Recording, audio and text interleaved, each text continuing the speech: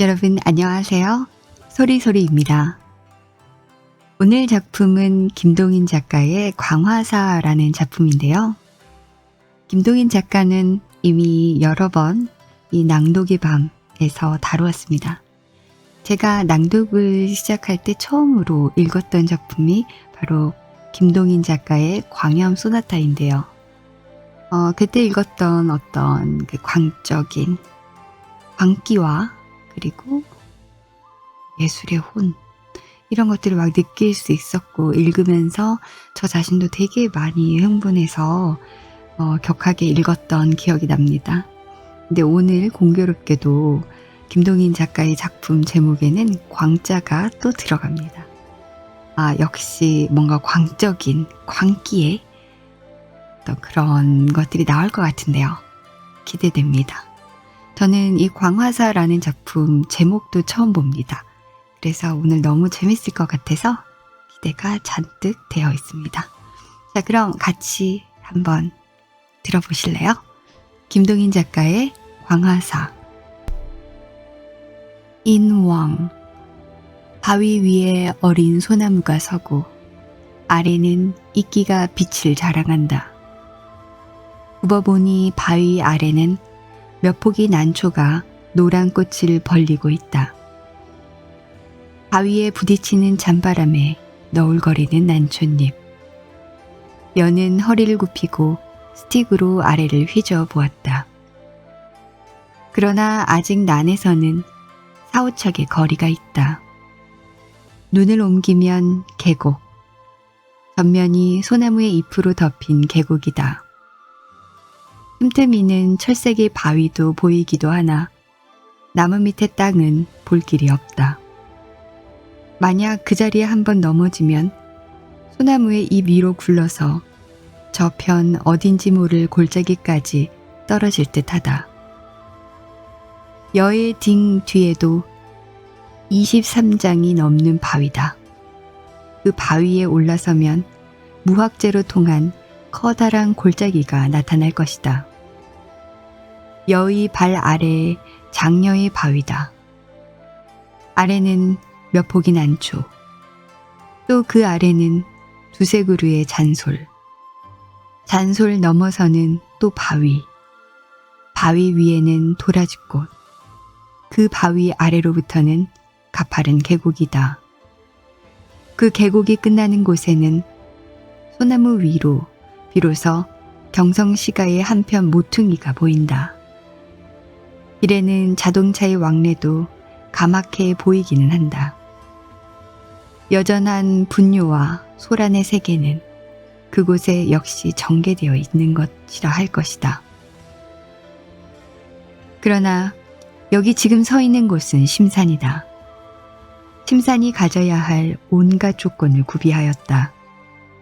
바람이 있고 암굴이 있고 산초 산화가 있고 계곡이 있고 생물이 있고 절벽이 있고 난송이 있고, 말하자면 심산이 가져야 할 유수미를 다 구비하였다.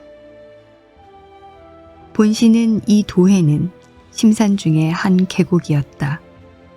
그것을 500년간을 닦고 갈고 지어서 오늘날의 경성부를 이룬 것이다. 이러한 협곡에 국도를 창건한 이태조의 본의가 어디 있었는지는 알 길이 없다. 그러나 오늘날의 한 산보객이 자리에서 보자면 서울은 세계에 유례 없는 미도일 것이다. 도해에 거주하며 식후의 산보로서 풀대님체로 이러한 유수한 심산에 들어갈 수 있다는 점으로 보아서 서울의 비길 도해가 세계에 어디 다시 있으랴. 회흑색의 지붕 아래 고요히 누워있는 500년의 도시를 눈아래 굽어보는 여의 사위에는 온갖 고산 식물에 난성하고 계곡에 흐르는 물소리와 눈아래 날아드는 기조들은 완연히 여로 하여금 등산객의 정취를 느끼게 한다. 여는 스틱을 바위 틈에 꽂아 놓았다. 그리고 굴러 떨어지기를 면키 위하여 바위와 잔소리 새에 자리 잡고 비스듬히 앉았다. 담배를 피우고 싶었으나 잠시의 산보로 여기고 담배도 안 가지고 나온 발이 더듬더듬 여기까지 미쳤으므로 담배도 없다. 시야의 한편에는 2, 3장의 바위, 다른 한편에는 푸르른 하늘, 그 끝으로는 솔잎이 서너 개 여렴풋이 보인다. 그 기 코로 몰려 들어오는 송진 내음새, 소나무에 불리는 바람소리, 유스키 짝이 없다. 여가 지금 앉아있는 자리는 개벽 이래로 과연 몇 사람이나 밟아보았을까? 아까 바위를 기어서 이곳까지 올라오느라고 애쓰던 그런 맹랑한 노력을 한 바보가 여 이외에 몇 사람이나 있었을까? 그런 모험을 맛보기 위하여 심산을 찾는 용사는 많을 것이로되 결사적 인왕 등산을 한 사람은 그리 많으리라 생각되지 않는다. 등 뒤 바위에는 암굴이 있다. 뱀이라도 있을까 무서워서 들어가 보지는 않았지만 스틱으로 휘저어 본 결과로 두세 사람은 넉넉히 들어가 앉아 있음직하다. 이 암굴은 무엇에 이용할 수가 없을까? 음모의 도시 한양은 그새 500년간 별별 음흉한 사건이 연출되었다. 시각 끝에서 반시간 미만에 넉넉히 올 수 있는 이런 가까운 거리에 뚫린 암굴은 있는 줄 알기만 하였으면 혹은 음모에 이용되지 않았을까. 공상, 유수한 맛에 젖어 있던 여는 이 암굴 때문에 차차 불쾌한 공상에 빠지기 시작하려 했다. 온갖 음모, 그 뒤를 잇는 사륙, 모함, 방축, 2조 500년간의 추악한 모양이 여로 하여금 불쾌한 공상에 빠지게 하려 한다. 여는 황망히 이런 불쾌한 공상에서 벗어나려고 또 주머니에 담배를 뒤적이었다. 그러나 담배는 여전히 있을 까닭이 없었다. 다시 눈을 들어서 안화를 굽어보면 일면에 깔린 송초, 반짝, 봄의 한 줄기의 샘이다. 소나무 틈으로 보이는 그 샘은 아마 바위 틈을 흐르는 샘물인 듯 똘똘똘똘 들리는 것은 아마 바람 소리겠지. 저렇듯 멀리 아래에 있는 샘의 소리가 이곳까지 들릴 리가 없다. 샘물, 저 샘물을 두고 한 개 이야기를 꾸미어 볼 수가 없을까? 흐르는 모양도 아름답거니와 흐르는 소리도 아름답고 그 맛도 아름다운 샘물을 두고 한 개 재미있는 이야기가 여의 머리에 생겨나지 않을까? 암굴을 두고 생겨나려는 음모 사륙의 불쾌한 공상보다 좀 더 아름다운 다른 이야기가 꾸미어지지 않을까? 여는 바위 틈에 꽂았던 스틱을 도로 뽑았다. 그 스틱으로서 여의 발 아래 바위를 가볍게 두드리면서 한 개 이야기를 꾸미어 보았다. 한 화공이 있었다. 화공의 이름은 지어내기가 귀찮으니 신라 때의 화성의 이름을 사용하여 솔거라고 하여 두자. 시대는 이 안하에 보이는 도시가 가장 활기차고 아름답던 시절인 세종 성주의 대쯤으로 하여 둘까. 백악이 흘러내리다가 맺힌 곳, 거기는 한양의 정기를 한 몸에 지닌 경복궁 대궐이 있다. 이 대궐의 북문인 신무문 밖 우거진 뽕밭새의 한 중으로 사나이가 온해스러운 얼굴을 하고 숨어 있다. 화공 솔거였다. 무르익은 여름, 뜨거운 볕은 뽕잎이 가려준다 하나 훈훈한 기운은 머리 위 뽕잎과 땅에서 우러나서 꽤 무더운 이 뽕밭 속에 숨어있는 화공.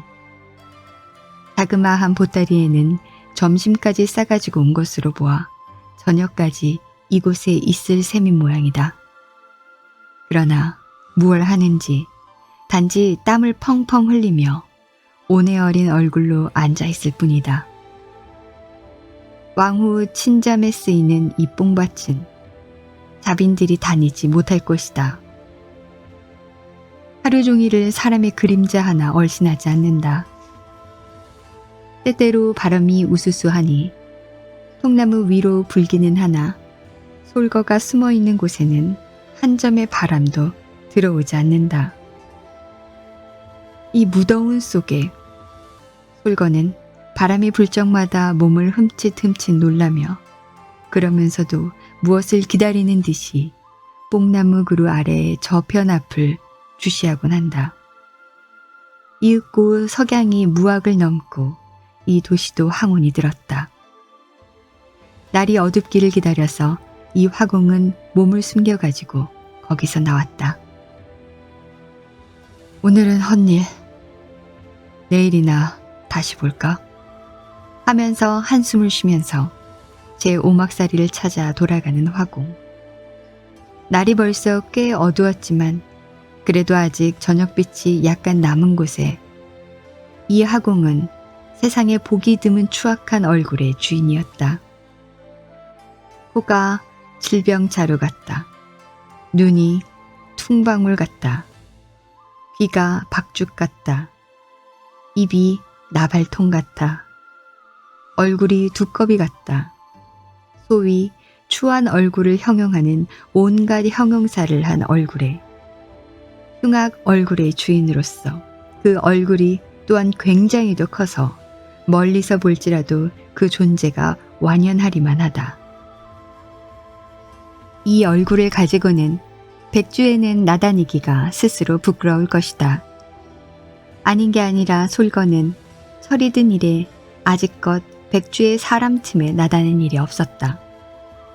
일찍이 16살의 스승의 중매로서 어떤 양가 처녀와 결혼을 하였지만 그 처녀는 솔고의 얼굴을 보고 기절을 하고 기절해서 깨어나서는 그냥 집으로 도망쳐버리고 그 다음에 한 번 장가를 들어보았지만 그 색시 역시 첫날 밤만 정신 모르고 치른 뒤에는 이튿날은 무서워서 죽어도 가시치 못 살겠느라고 부모에게 떼를 써 두 번째의 비극을 겪고 이러한 두 가지의 사변을 겪고 난 뒤에는 솔거는 차차 여인이라는 것을 보기를 피하여 오다가 그 궤벽이 점점 자라서 나중에는 일체로 사람이란 것의 얼굴을 대하기가 싫어졌다.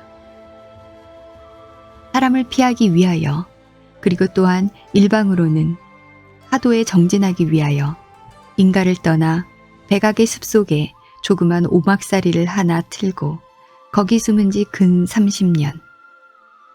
생활에 필요한 물건 혹은 그림에 필요한 물건을 구하기 위하여 부득이 거리에 나가야 할 필요가 있을 때는 반드시 밤을 택하였다. 피할 수 없이 낮에 나갈 때는 박립을 쓰고 그 위에 얼굴을 배로 가리었다. 하도에 발을 들여놓은 지 근 40년. 부득이한 금욕생활, 부득이한 은돈생활을 경영한 지 30년. 여인에게로 소모되지 못한 정력은 머리로 모이고 머리로 모인 정력은 손끝으로 뻗어서 종이에 비단에 갈겨 던진 그림이 벌써 수천 점. 처음에는 그 그림에 대하여 아무 불만도 느껴보지 않았다. 하늘에는 타고난 천분과 스승에게서 얻은 훈련과 저축된 정력의 소산인 한 장의 그림이 생겨날 때마다 그것을 보면서 스스로 만족히 여기고 스스로 자랑스레 여기던 터였다. 그러나 그런 과정을 밟기 20년에 찾아 그의 마음에 움돋은 불만, 그것은 어떻게 보자면 화도에는 이단적인 생각일지도 모를 것이다. 좀 다른 것은 그릴 수는 없는가?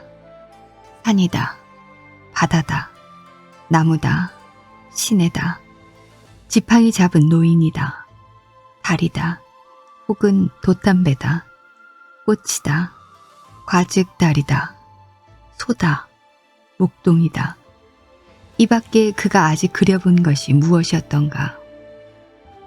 유원한 맛, 단 한 가지밖에 없는 전통적 그림보다 좀 더 다른 큰 것을 그려보고 싶다. 아직껏 스승에게 배운 바에 백발백념의 노홍이나 피리 부는 목동 이외에 좀 더 얼굴에 움직임이 있는 사람을 그려보고 싶다. 표정이 있는 얼굴을 그려보고 싶다. 이리하여 제레의 수법을 아낌없이 내어던진 솔건은 그로부터 10년간을 사람의 표정을 그리느라고 세월을 보냈다. 그러나 사람의 세상을 멀리 떠나서 따로 사는 이 화공에게는 사람의 표정이 기억에 감았다.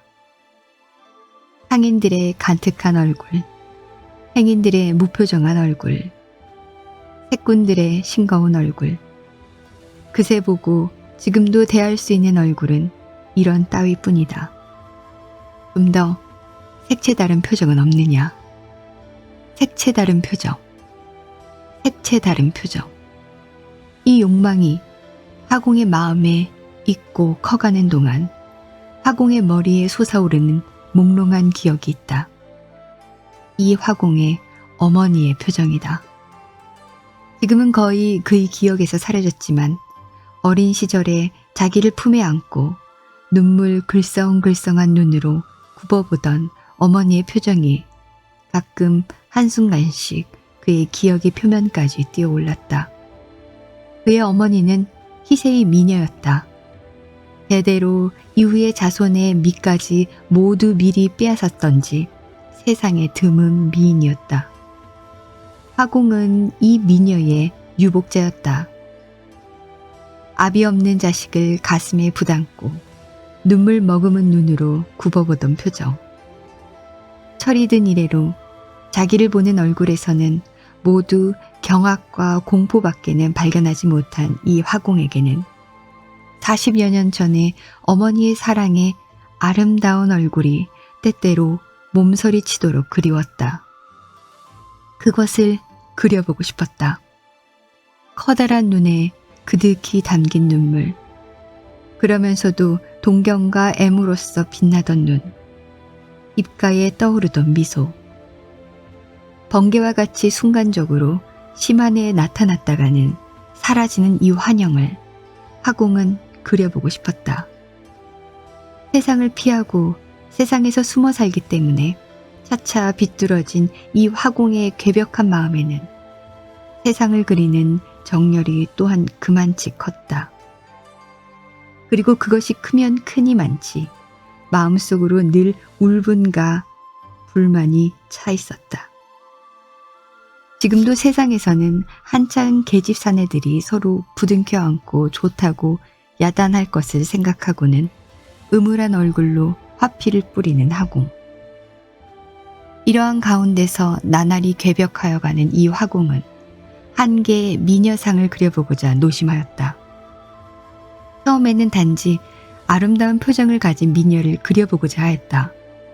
그러나 미녀를 가까이 본 일이 없는 이 화공의 마음대로 되지 않는 붓끝에 역정을 내며 애쓰는 동안 차차 어느덧 미녀상에 대한 관념이 달라져 갔다. 자기의 아내로서의 미녀상을 그려보고 싶어졌다. 세상은 자기에게 아내를 주지 않는다. 보면 한 마리의 곤충, 한 마리의 날짐승도 각기 짝을 찾아 즐기고 짝을 찾아 좋아하거늘 만물의 영장인 사람이 짝없이 50년을 보냈다 하는데 그에 대한 불만이 일어났다.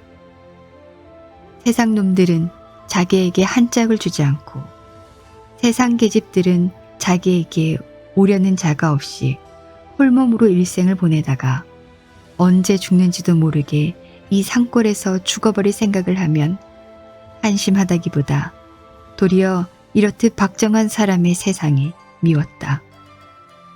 세상이 주지 않는 아내를 자기는 자기의 붓끝으로 만들어서 세상을 비웃어 주리라. 이 세상에 존재한 가장 아름다운 계집보다도 더 아름다운 계집을 자기 붓끝으로 그리어서 못나고도 아름다운 채 않은 세상 계집들을 웃어주리라. 덜난 계집을 아내로 맞아가지고 천하의 절색이라 믿고 있는 사내 놈들도 깔보아 주리라. 4~5명의 처첩을 거느리고 좋다구나 춤추는 한남들도 굽어 모아 주리라. 미녀, 미녀. 눈을 감고 생각하고 눈을 뜨고 생각하고 머리를 움켜쥐고 생각해 보니 미녀의 얼굴이 어떤 것인지 알 수가 없었다. 물론 얼굴에 철효가 없고 이목구비가 제대로 놓였으면 세상 보통의 미인이라 한다. 그런 얼굴에 연지나 그리고 눈에 미소나 그려놓으면 더 아름다워지기는 할 것이다. 임한 것은 상상의 눈으로도 볼 수가 있는 자며 붓끝으로 그릴 수도 없는 바가 아니다. 그러나 가만 어린 시절의 어머니의 얼굴을 순영적으로나마 기억하는 이 화공으로서는 그런 미녀로는 만족할 수가 없었다. 온해와 분만 중에서 흐르는 세월은 1년 또는 1년 무의히 흘러나간다. 미녀의 아랫동아리는 그려진 지 벌써 수년. 아랫동아리 위에 올려놓일 얼굴은 어떻게 하여야 할지 짐작도 가지 않았다. 화공의 오막살이 방 안에 들어서면 맞은편에 걸려있는 한 폭 그림은 언제든 어서 목과 얼굴을 그려주기를 기다리는 듯이 화공을 힐책한다. 화공은 이것을 보기가 거북하였다. 특별한 일이라도 있기 전에는 낮에 거리에 다니지를 않던 이 화공이 흔히 얼굴을 싸매고 장안을 돌아다녔다. 행여나 길에서라도 미녀를 만날까 하는 요행심으로였다. 길에서 순간적으로라도 마음에 드는 미녀를 볼 수만 있다면 그것을 머리에 똑똑히 캐치하여 그 기억으로서 화상을 그릴까 하는 요행심으로. 그러나 내외법이 심한 이 도회에서 대낮에 양가의 부녀가 얼굴을 내놓고 길을 다니지 않았다. 계집이라는 것은 하인배나 하류배뿐이었다. 하인배의 하류배에도 때때로 미녀라 일컫는 자가 있기는 있었다. 그러나 아무리 산뜻한 미를 갖기는 했다 하나 얼굴에 흐르는 표정이 더럽고 비열하여 캐치할 만한 자가 없었다. 얼굴을 싸매고 거리로 방황하며 혹은 계집들이 많이 모이는 우물가며 저자를 비슬비슬 방황하며 어찌어찌하여 약간 예쁜 듯한 계집이라도 보이면 따라가면서 얼굴을 연구해보고 했으나 마음에 드는 미녀를 지금껏 얻어내지를 못하였다. 혹은 심규에는 마음에 드는 계집이라도 있을까? 심규. 한번 심규의 계집들을 모조리 눈앞에 버려 세우고 얼굴 검사를 하여 보았으면 초조하고 성가신 가운데서 날을 보내고 날을 맞으면서 미녀를 구하던 화공은 마지막 수단으로 신잠 상원에 들어가서 세상하는 궁녀의 얼굴을 얻어보려 하였다. 그러나 불행히도 화공의 모험도 헛길로 돌아가고 그날은 채상을 하러 오지도 않았다. 그러나 때 바야흐로 누의 시절이라 견딜성 있게 기다리노라면 궁녀가 오는 날도 있었다. 미녀 아내 얼굴을 그리려는 욕망에 열이 오르고 독이 난 이 화공은 그 이튿날도 또 뽕밭에 들어가 숨었다. 숨어 기다리지 않을 수가 없었다. 그로부터 한 달. 화공은 나날이 점심을 싸가지고 상원으로 갔다. 그러나 저녁 때 제 오막살이로 돌아올 때는 언제든 그의 입에서는 기다란 탄식성이 나왔다. 궁녀를 못 본 바가 아니었다. 마치 여기 숨어있는 화공에게 선보이려는 듯이 나날이 궁녀들은 번갈아 왔다. 한 대씩 밀려와서는 옷소매 치맛자락을 펄럭이며 뽕을 따갔다. 한 달 동안에 합계 40~50명의 궁녀를 보았다. 모두 한결같이 미녀들이었다. 그리고 길가 우물가에서 허투루 볼 수 있는 미녀들보다 고아한 얼굴에는 틀림이 없었다. 그러나 그 눈, 화공이 보는 그 눈이었다. 그 눈에 나타난 애무와 동경이었다. 철철 넘어 흐르는 사랑이었다. 그것이 궁녀에게는 없었다. 말하자면 세상 보통의 미녀였다. 자기에게 계집을 주지 않는 고약한 세상에게 보복하는 의미로 절세의 미녀를 차지하고자 하는 이 화공의 커다란 야심으로서는 그만 따위의 미녀로 만족할 수가 없었다. 오막살이로 돌아올 때마다 그의 입에서 나오는 기다란 한숨. 이런 한숨을 쉬기에 한 달, 그는 다시 상원에 가지 않았다. 가을 하늘 맑고 푸르른 어떤 날이었다. 마음속에 분만과 동경을 가득히 담은 이 화공은 저녁살을 씻으러 소쿠리를 옆에 끼고 시내로 더듬어갔다. 하다가 문득 발을 멈추었다. 우거진 소나무 틈으로 보이는 시냇가 바위 위에 웬 처녀가 하나 앉아있다. 솔가지 틈으로 내리비추이는 얼룩지는 석양을 받고 망연히 앉아서 흐르는 시냇물을 내려다보고 있다. 웬 처녀일까? 인가에서 꽤 떨어진 이곳, 사람의 동리보다 꽤 높은 이곳, 길도 없는 이곳, 아직껏 30년간을 때때로 초부나 목동의 방문은 받아본 적이 있지만 다른 사람의 자취를 받아보지 못한 이곳에 웬 처녀일까? 화공도 망연히 서서 바라보았다. 바라볼 동안 가슴에 차차 무거운 긴장을 느꼈다. 한 걸음 두 걸음 화공은 발소리를 감추고 나아갔다. 차차 그 상거가 가까워 감을 따라서 분명하여 가는 처녀의 얼굴. 화공의 얼굴에는 피가 떠올랐다. 세상에 드문 미녀였다. 나이는 18, 17. 그 얼굴 생김이 아름답다기보다 얼굴 전면에 나타난 표정이 놀랄만치 아름다웠다. 흐르는 시내에 눈을 부었는지 귀를 기울였는지 하여간 처녀의 온 주의력은 시내에 모여있다. 커다랗게 뜨인 눈은 깜빡일 줄도 잊은 듯이 황홀한 눈으로 시내를 굽어보고 있다.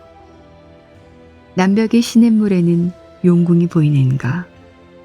소나무 그루에 부딪혀서 튀어나는 바람에 앞머리를 약간 날리면서 처녀가 굽어보고 있는 것은 무엇일까? 처녀의 공상과 정열과 환희가 한꺼번에 모인 절묘한 미소를 눈과 입에 띠고 처녀가 굽어보는 것은 무엇인가?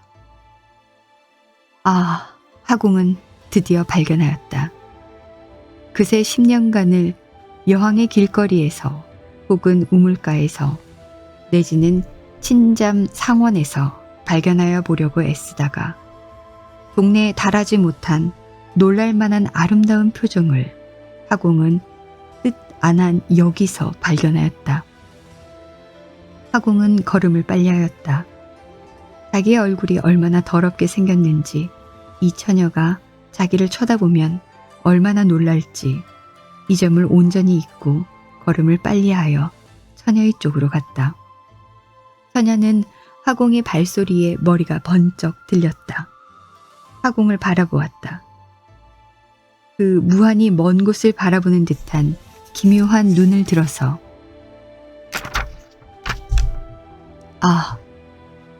가슴이 무득하여 무슨 말을 하여야 할지 망설이며 화공이 밤 벙어리 같은 소리를 할 때 처녀가 먼저 입을 열었다. 여기가 어디오니까? 여기가 어디? 여기는 인왕상록 이름도 없는 곳이지만 너는 웬 색시냐? 네? 문득 떠오르는 적적한 표정. 더듬더듬 시내를 따라왔습니다. 화공은 머리를 기울였다. 몸을 움직여 보았다. 무한히 먼 곳을 바라보는 듯한 처녀의 눈은 그냥 움직임 없이 커다랗게 뜨여 있긴 하지만 어디를 보는지 무엇을 보는지 알 수가 없다.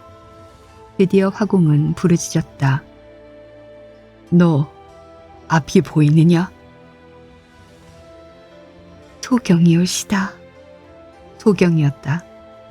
눈물 머금은 소리로 하는 이 대답을 듣고 화공은 좀 더 가까이 갔다. 앞도 못 보면서 어떻게 무얼 하려 여기까지 왔느냐? 처녀는 머리를 푹 수그렸다. 무슨 대답을 하는 듯 하였으나 화공은 알아듣지 못하였다. 그러나 화공으로 하여금 저기 호기심을 잃게 한 것은 처녀의 얼굴에 아까와 같은 놀라운 매력 있는 표정이 없어진 것이었다. 그만하면 보기 드문 미인임에는 틀림이 없다.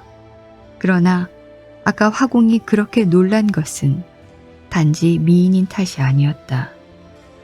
그 얼굴에 나타난 놀라운 매력에 끌린 것이었다. 불상도 하지. 저녁도 가까워오는데 어둡기 전에 집으로 내려가거라. 이만치 하여 화공은 처녀를 포기하려 하였다. 이 말에 처녀가 응하였다. 어두운 것은 탓하지 않습니다마는 황혼이 매우 아름답다지요. 그럼 아름답고 말고. 어떻게 아름답습니까? 황금빛이 서산에서 줄기줄기 비추이는구나. 거기 새빨갛게 물든 천하. 푸른 소나무도 남빛 바위도 검붉은 나무그루도 모두 황금빛에 잠겨서 황금빛은 어떤 것이고 새빨간 빛과 붉은 빛이며 남빛은 모두 어떤 빛이 오니까. 밝은 세상이라지만 밝은 빛과 붉은 빛이 어떻게 다릅니까? 이 상경치가 아름답다는 소문을 듣고 더듬어 왔습니다마는 바람소리, 돌몰소리, 귀로 들리는 소리밖에는 어디가 아름다운지 알 수가 없습니다. 차차 다시 나타나는 미묘한 표정, 커다랗게 뜨인 눈에 비치는 동경의 물결, 일단 사라졌던 아름다운 표정은 다시 생기가 비롯하였다. 화공은 드디어 처녀의 맞은편에 가앉았다. 이 샘줄길을 따라 내려가면 바다가 있고 바닷속에는 용궁이 있구나. 칠색 비단을 감은 기둥과 비취를 아로새긴 대돌이며 황금으로 만든 풍경, 진주로 꾸민 문설주. 마주 앉아서 엮어내리는 이 화공의 이야기에 시간이 지날수록 더욱 황홀하여 가는 처녀의 눈이었다. 화공은 드디어 이 처녀를 자기의 오막살이로 데리고 돌아갈 궁리를 하였다. 내 이 용궁 이야기를 들려주마. 너희 집에서 걱정만 안 하실 것만 같으면. 화공이 이렇게 꼬일 때에 처녀는 그의 커다란 눈을 들어 유원히 하늘을 우러러보면서 자기네 부부는 병신딸 따위는 없어져도 근심을 안 한다고 쾌히 화공의 뒤를 따랐다. 일사천리로 여기까지 밀려오던 여의 공상은 문득 중단되었다. 이야기를 어떻게 진전시키나 잡념이 일어난다. 동시에 여의 귀에 들려오는 한 절의 유행가. 여는 머리를 들었다. 저편 뒤 어디 자빈들이 온 모양이다. 그 분뇨가 무의식 중에 귀로 들어와서 여의 집중되었던 머리를 헤쳐놓는다. 귀찮은 가사들이여, 저주받을 가사들이여. 이 저주받을 가사들 때문에 중단된 이야기는 좀채 다시 모이지 않았다. 그러나 결말 없는 이야기가 어디 있으랴. 되었던 결말은 지어야 할 것이 아닌가. 그러면 그 화공은 처녀를 데리고 제 오막살이로 돌아와서 용궁 이야기를 들려주면서 그동안의 처녀의 얼굴을 그대로 그려서 10년 내에 숙망을 성취하였다는 결말로 맺어버릴까. 그러나 이런 싱거운 결말이 어디 있으랴. 결말이 되기는 되었지만 이따위 결말을 짓기 위하여 그런 서두는 무의미한 것이다. 그럼 다르게 결말을 맺어볼까? 화공은 처녀를 제 오막살이로 데리고 돌아왔다. 그리고 처녀에게 용궁 이야기를 들려주었다.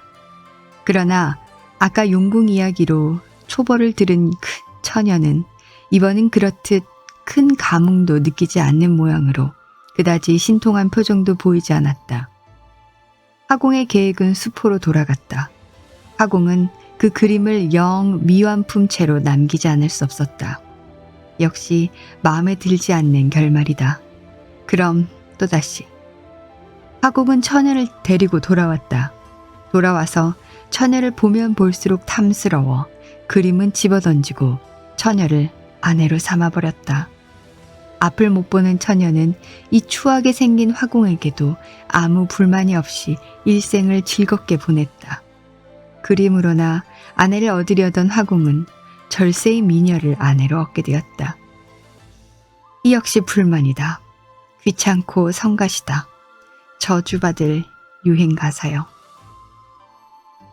여는 일어났다.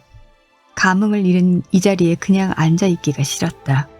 그냥 들리는 유행가, 그것이 안 들리는 곳으로 자리를 옮기자 굽어봄에 저 멀리 소나무 틈으로 한 줄기 번뜩이는 것은 아까의 샘물이다. 그 샘물로 가장 이 이야기의 원천이 된 그 샘으로 내려가자.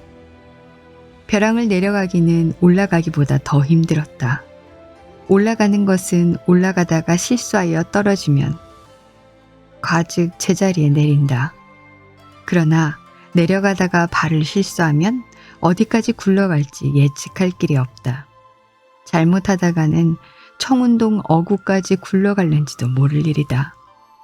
게다가 올라갈 때에는 도움이 되던 그 스틱조차 내려갈 때에는 귀찮기 짝이 없다.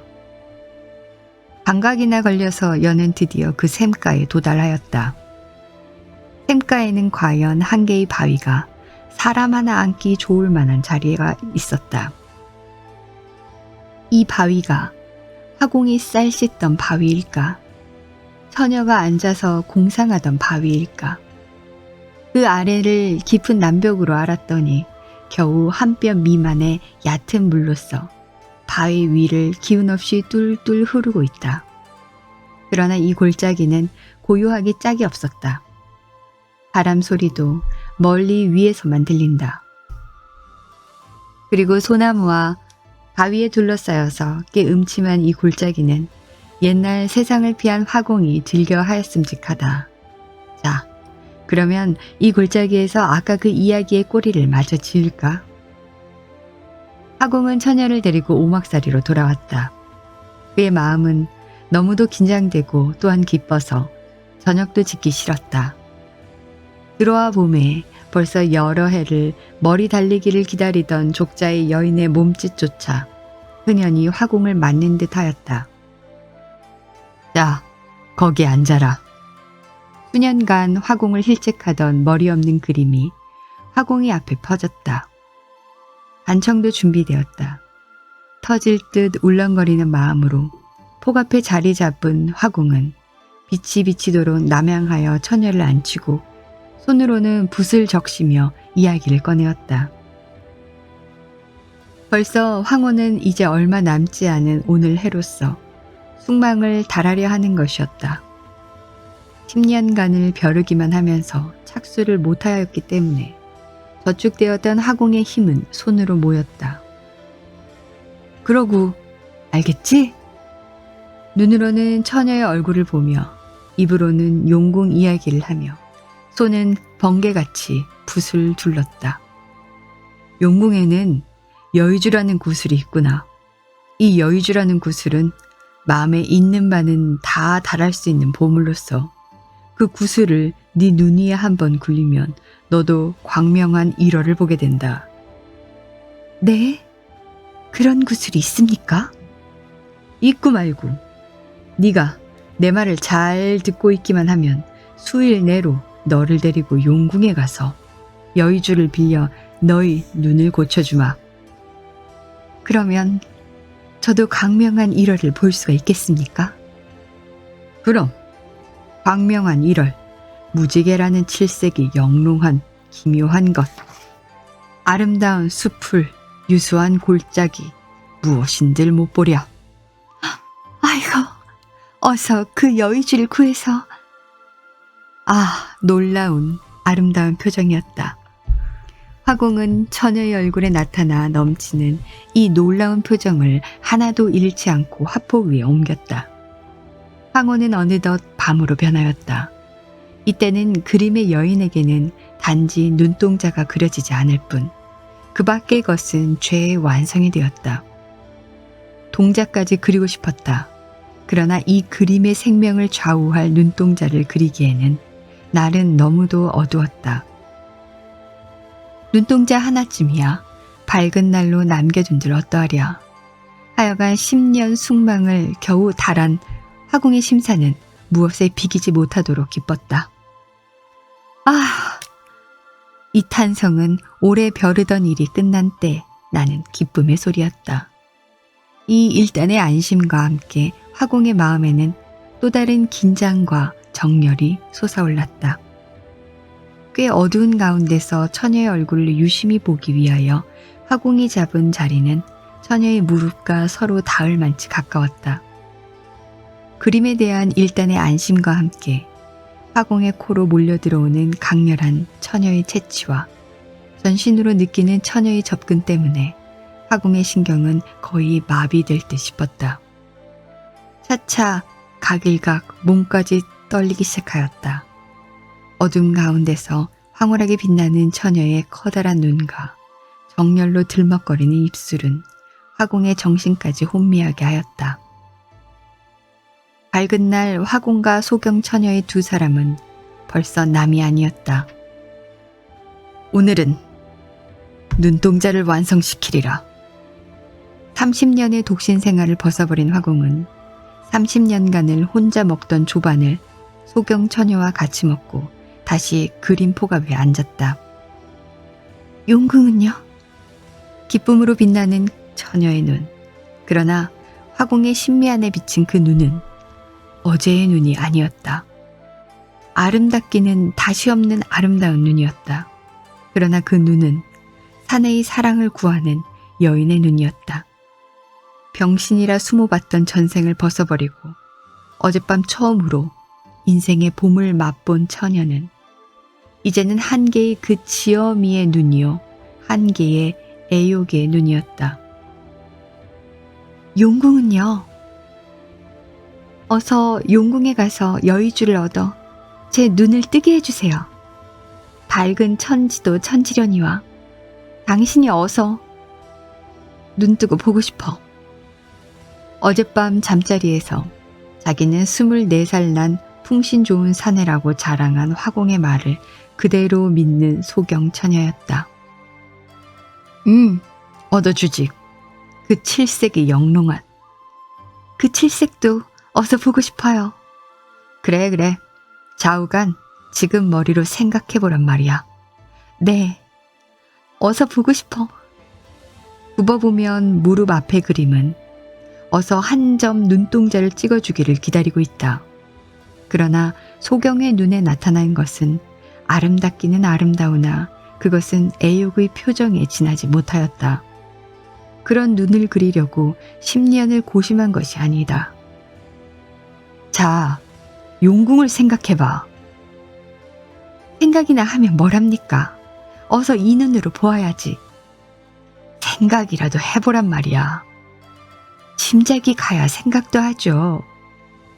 어제 그 생각하던 대로 생각을 해봐. 네? 화공은 드디어 역정을 내었다. 자, 용궁! 네, 용궁을 생각해봐. 그래, 용궁이 어때? 칠색이 영롱하고요. 그래, 또 황금 기둥, 아니 비단으로 싼 기둥이 있어요. 또 푸른 진주가 아니야. 푸른 빛이. 빛이 추녀던가 문이던가? 에이, 바보! 화공은 커다란 양손으로 소경의 어깨를 칵 잡았다. 잡고 흔들었다. 자, 다시 곰곰이. 용궁은 바닷속에. 겁에 뛰어서 어릿거리는 소경의 양에 화공은 손으로 소경의 따귀를 갈기지 않을 수가 없었다. 에이 바보! 이런 바보가 어디 있으랴. 봄에 그 병신 눈은 깜빡일 줄도 모르고 화공을 바라보고 있다. 그 천치 같은 눈을 보매 화공의 노염은 더욱 커졌다. 화공은 양손으로 소경의 멱을 잡았다. 이 바보야, 이 천치야, 병신아! 생각나는 저주의 말을 연하여 퍼부으면서 소경의 멱을 잡고 흔들었다. 그리고 병신답게 멀겋게 뜨인 눈자 위에 원망의 빛깔이 나타나는 것을 보고 더욱 힘있게 흔들었다. 흔들다가 화공은 탁 그 손을 놓았다. 소경의 몸이 너무도 무거워졌으므로 화공의 손에서 놓인 소경의 몸은 손을 뒤솟은 채 번뜩 나가 넘어졌다. 넘어지는 서슬에 벼루가 전복되었다. 뒤집어진 벼루에서 튀어난 먹방울이 소경의 얼굴에 덮쳤다. 깜짝 놀라서 흔들어 보매 소경은 벌써 이 세상 사람이 아니었다. 화공은 놀라서 어찌할 줄을 몰랐다. 망지소저하여 허든거리던 화공은 눈을 뜻없이 자기 그림 위에 던지다가 소리를 내며 자빠졌다. 그 그림의 얼굴에는 어느덧 눈동자가 찍혔다. 자빠졌던 화공이 좀 정신을 가다듬고 몸을 겨우 일으켜서 다시 그림을 보매 그 눈에는 완연히 눈동자가 그려진 것이었다. 그 눈동자의 모양이 또한 화공으로 하여금 다시 덜썩 엉덩이를 붙이게 하였다. 아까 소경 소녀가 화공에게 멱을 잡혔을 때 그의 얼굴에 나타났던 원망의 눈, 그림의 눈동자는 완연히 그것이었다. 소경이 넘어지는 서슬에 벼루를 엎는다는 것은 기이할 것도 없고 벼루가 엎어질 때 먹방울이 튄다는 것도 기이하다 할 수도 없지만 그 먹방울이 어떻게 그렇게도 기묘하게 떨어졌을까? 먹이 떨어진 눈동자로부터 먹물이 번진 홍채에 이르기까지 어찌도 그렇게 기묘하게 되었을까? 한편에는 송장, 한편에는 송장에 화상을 놓고 망연히 앉아있는 화공의 몸은 스스로 멈출 수 없이 와들와들 떨렸다. 수일 후부터 한양성 내에는 괴상한 여인의 화상을 들고 음울한 얼굴로 돌아다니는 늙은 광인 하나가 생겼다. 그의 내력을 아는 사람이 없었고 그의 근본을 아는 사람도 없었다. 그 괴상한 화상을 너무도 소중히 여김으로 사람들이 보고자 하면 그는 길을 써서 보이지 않고 도망하여 버리고 이렇게 수년간을 방황하다가 어떤 눈보라치는 날 돌베개를 베고 그의 일생을 마감하였다. 죽을 때도 그는 그 족자를 깊이 품에 품고 죽었다. 늙은 화공이여, 그대의 쓸쓸한 인생을 여는 조상하노라. 여는 지팡이로서 물을 2번 저어보고 고즈넉히 몸을 일으켰다. 우러러 봄에 여름의 석양은 벌써 백악 위에서 춤추고 이 청고의 계곡을 산새가 남북으로 건넌다.